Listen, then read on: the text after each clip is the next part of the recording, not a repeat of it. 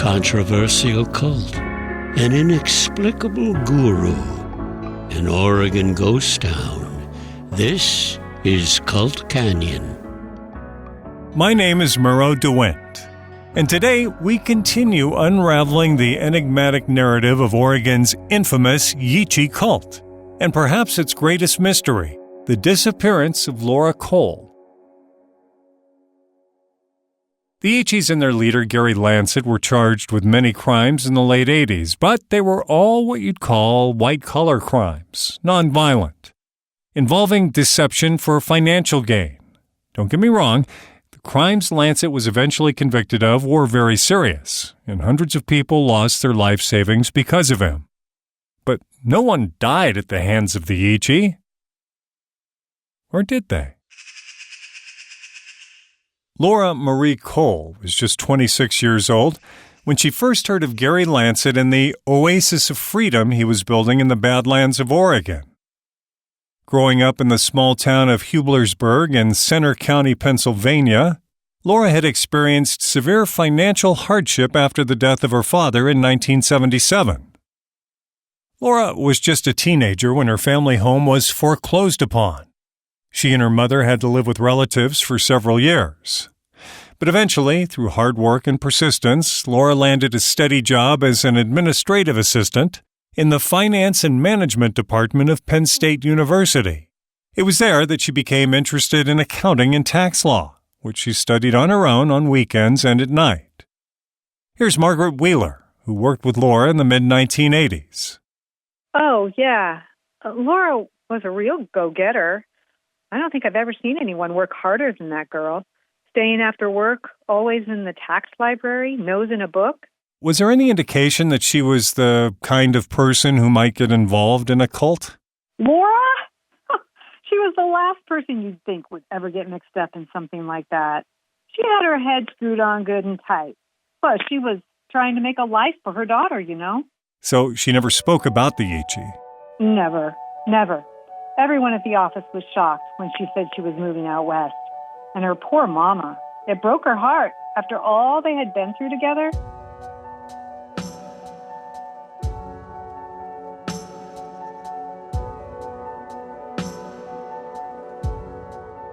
What was it about the Yeechee and Gary Lancet that drew Laura Cole in? What made her leave a good job and her mother to travel 2,500 miles to live in an Oregon ghost town? And most importantly, what happened to Laura once she got there? For those insights, I traveled to Bakersfield, California, to talk with the only former Yeechee member who would agree to speak with me, Ray Panzetto, who you may remember from our conversation in episode 2.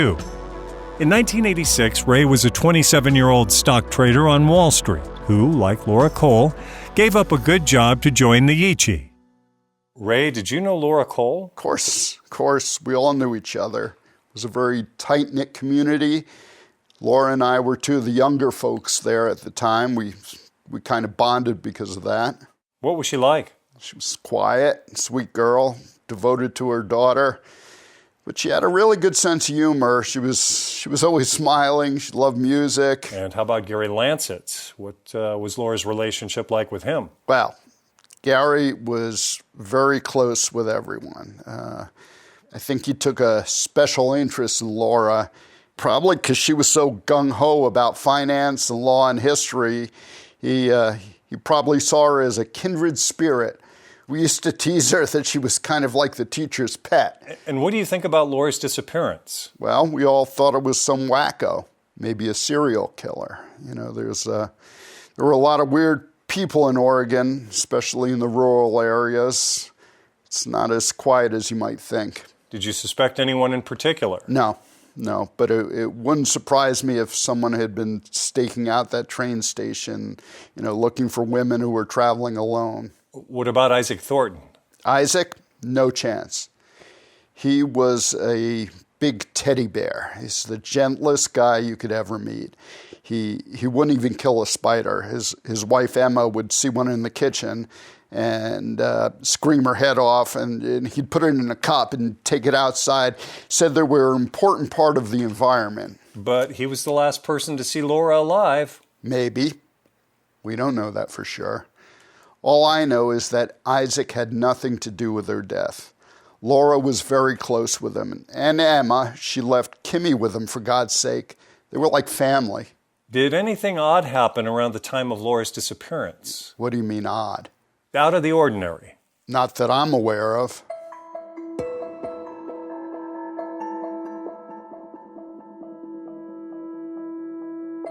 Maybe Ray was aware of it, or maybe he wasn't. But the fact was, at around the time of Laura's disappearance, a major investigation into the Yeechee and Gary Lancet was being conducted. And numerous government agencies, including the IRS, the FBI, and the Securities and Exchange Commission, were doing the investigating. Of course, I tried to dig deeper, but it's not easy getting information out of the FBI. Instead, I tried another angle. I spoke to someone who was there in the compound every day from 1986 until everything was shut down in 1988. This person wasn't a member of the cult, but she knew Isaac Thornton better than anyone else. The Thornton residence is a small, single-story ranch-style house with a brick exterior. It's old, but well-maintained. The kitchen is painted a warm, inviting yellow, and outside the kitchen window hang a myriad of wind chimes ringing in the gentle breeze. Emma Thornton is as warm and inviting as her kitchen. She offers me a plate of cookies, which she later confesses are not homemade. She got them from Trader Joe's. Emma, can you tell me a bit about your experience working for the Yeechees? Sure. Isaac and I worked for them for about 2 years. They paid well, and despite their eccentric beliefs, they treated us, and even strangers, with respect. And Gary Lancet? He didn't have a lot of, I don't know, what you'd call charisma. I mean, for a cult leader. He was quiet. He liked his books, history mostly, and he liked to go off on his own on long hikes. On the surface, you might wonder why people would even follow a man like that. But he was brilliant, you could tell. And what about Laura? Well, Laura was darling, a good mother, sweet girl. Such a horrible tragedy, her leaving Kimmy like that. What do you think happened to Laura Cole, Emma? Well, what do I think, or what do I hope?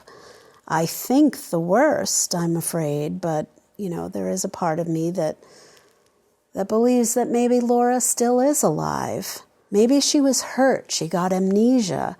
You see those stories on TV, the guy who was missing for 23 years in Australia, but then he's reunited with his family. He had amnesia from a car accident or something. It happens. It does happen, but it's extremely rare. The condition is called dissociative fugue, and probably the most famous case was the mystery author Agatha Christie, who disappeared for 11 days back in 1926 with no memory of what happened to her. But as I said, it isn't very common. The doctors I spoke with said that fewer than 0.2% of missing persons cases can be attributed to dissociative fugue or amnesia. Chances are Laura Cole was the victim of foul play. And Isaac Thornton was the cops' #1 person of interest. Even though I knew it would be awkward, I had to ask Emma about her husband. The police had a lot of questions for your husband. Oh, my God. They hounded him for weeks. I sometimes wonder if that's why he died so young. The stress. I'm sorry for your loss, and we don't need to rehash all that, but Thank you, Morou. But I wonder if there's anything you remember out of the ordinary. It's been over 35 years. I imagine you've had a lot of time to think about it. Too much time. No, there's nothing. I'm sorry. I told the police everything I knew. According to the police interview notes, you said that Isaac seemed upset when he arrived home after dropping Laura off at the train station. I've been over this a million times. Yes, Isaac was upset. But it was because he almost hit a deer on the 395. It freaked him out. It had nothing to do with Laura. And things were normal after that? Yes, for maybe a week. Then we heard that Laura never arrived in Pennsylvania, and all hell broke loose. That must have been especially hard on her daughter. Oh, it was horrible. I don't really want to talk about it. Of course, no problem. I understand you and your husband were very close to Kimberly. We were. Thank God we were there for her. Did you stay in touch with her? Afterwards, I mean? Yes, there were cards and letters through the years, but they, actually tapered off as Kimmy got older. I think the last time we heard from her was when we sent the suitcase. The suitcase? Yes, it was a suitcase of Kimmy's clothes and some toys. When the county came in and kicked everyone out of Maidenwell, we took it, intending to send it back to her in Pennsylvania, but it got mixed up with our stuff and put into storage, and, well, we only found it when we moved. I think that was back in 2009, or was it 2008? You sent Kimmy her baby clothes, even though she was an adult? Well, there were toys and stuffed animals, too. We thought she'd want to have them, as keepsakes. Got it.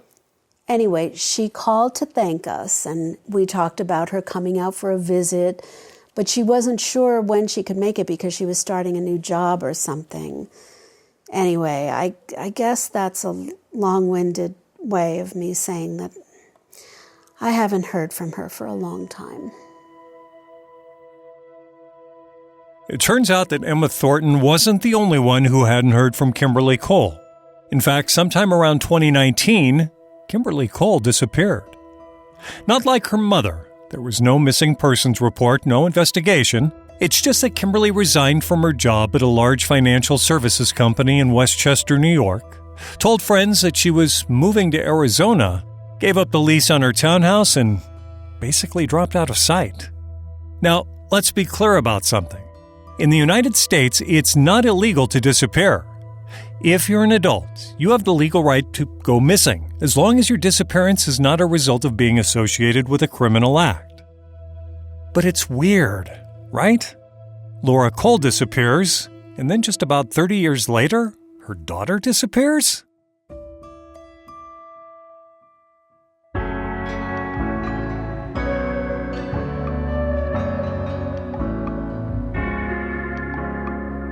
You've been listening to Cult Canyon with Morou DeWindt. Join us next time as we continue our investigation into the Yeechee cult. If you have any information about Laura or Kimberly Cole, please get in touch.